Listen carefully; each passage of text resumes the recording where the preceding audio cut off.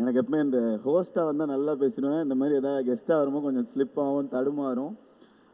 First வந்து இந்த படத்தை பற்றி சொல்லணும் அப்படின்னு சொன்னால், ரொம்ப க்ளோஸ் ஃப்ரெண்ட்ஸ் எல்லாருமே ஒன்றா சேர்ந்து நடிக்கிறோம், க்ளோஸ் ஃப்ரெண்ட்ஸ் சேர்ந்து எல்லாரும் ஒன்றா சேர்ந்து டைரக்ட் பண்ணுறோம் அப்படின்னு ஒரு படம் நடந்தால் எப்படி இருக்கும், அப்படி தான் இந்த படம். ஆனால் ரிவர்ஸ் என்னென்னா, இந்த படத்தில் வந்ததுக்கப்புறம் எல்லாரும் ரொம்ப அவ்வளோ ஒரு ஃப்ரெண்ட்ஸ் ஆகிட்டோம். எனக்கு வந்து actually I value people more then anything. So இந்த படம் மூலமாக எனக்கு கிடைச்ச மக்கள் very special. First starting from Akash.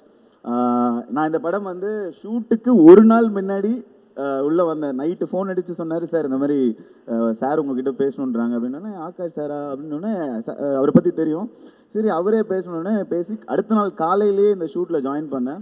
நான் வரும்போது அவ்வளோ ஒரு பதட்டத்தில் தான் வந்தேன். ஐயோ டீம் எப்படி இருக்கும், எனக்கு கொஞ்சம் ஃப்ரெண்ட்லியாக தான் ஒர்க் பண்ண தெரியும், எனக்கு ரொம்ப ப்ரொஃபஷனலாக எனக்கு ஹேண்டில் பண்ண தெரியாது. ஸோ அப்படின்னு வந்தேன். பட் என்டையர் டீம் அவ்வளோ ஜாலியாக இருந்துச்சு. அண்ட் அதர்வா ப்ரோவோட ஒர்க் பண்ண சான்ஸ் கிடச்சதில் ரொம்ப ரொம்ப ஹாப்பி. அண்ட் ப்ரீத்தி காய்டு அவங்க கூட ஒர்க் பண்ணதில் ரொம்ப ரொம்ப சந்தோஷம். அண்ட் அது இல்லாமல் வந்து ஒரு பெரிய க்ரூ. ஆக்சுவலி 10 நிமிஷத்துக்கு ஒரு ஆர்டிஸ்ட் படத்தில் வந்துகிட்டே இருப்பாங்க, அந்த மாதிரி இருந்துச்சு. அப்போ ஷூட்டிங்கும் அப்படி தான் இருக்கும்.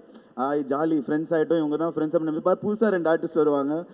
நியாரிகா வருவாங்க, அப்புறம் ஜொனிட்டா மேம் வருவாங்க, அப்புறம் வந்து எங்களோட ஃபேவரட் ஏஞ்சல் வேறு ஃபஸ்ட் டே ஷூட்லேருந்து. ஸோ ஆஸ் அ க்ரூவாக வந்து எனக்கு ஒர்க் பண்ண எல்லாரு கூடயும் ஒர்க் பண்ணது ரொம்ப ஹாப்பி. அண்ட் அப்புறம் மனோஜ் சார், அவரோட ஃப்ரேமில் ஏதோ ஒரு மூலையில் எங்கேயோ வரன்றதே எனக்கு ரொம்ப பெரிய விஷயம். Very thanks sir. அண்ட் அது இல்லாமல் வந்து டைரக்ஷன் டீமில் வந்து செந்தில் சார், பிரவீன் சார், அதுக்கப்புறம் கிரிஷ், அப்புறம் வந்து மேடி, அப்புறம் வந்து யாரோ ஒருத்தங்க சொன்னாங்களே குழந்தை இங்கே தான் பிறந்துச்சு, என்ன சொன்னேன், நஜத்துக்கு. ஆக்சுவலி அந்த நஜத் அவங்களுக்கும் ஒரு பெரிய தேங்க்ஸ் சொல்லணும். ஏன்னா அந்த பாப்பா இங்கே வந்து தான் கல்யாணம் பண்ணி எங்கள் ஷூட்லேயே ப்ரெக்னென்ட் ஆகி எங்கள் ஷூட்டு முடியறதுக்குள்ள குழந்தையே பெற்றுட்டாங்க அவங்க. ஸோ ஒவ்வொரு ஏடி கூட பார்த்தீங்கன்னா அவ்வளோ அவங்க வாழ்க்கையோடு இந்த படம் ட்ராவல் ஆகிற அளவுக்கு எங்கள் ஜேர்னி இருந்துச்சு. It was so lovely. அப்புறம் கிருஷ்ணா சார் அண்ட் அதுக்கப்புறம் யார் பெரியா விட்டு போனதுன்னு தெரில, பீட்ரைன் மாஸ்டர் இருந்தாங்க. இந்த படத்தில் வந்து எல்லா பார்ட்லேயும் நான் இருந்தேன். ஸோ அது வந்து எனக்கு பெரிய எக்ஸ்பீரியன்ஸாக இருந்துச்சு. அண்ட் ஆஸ் ஆகாஷ் டைரக்டராக வந்து அவர் ரொம்ப கூலாக ஹேண்டில் பண்ணார் இந்த செட்டை. நான் அவர்கிட்டயே சொல்லுவேன், ஜிகர் தண்டா படம் மாதிரி தான் எங்களை வச்சு எடுத்தார்.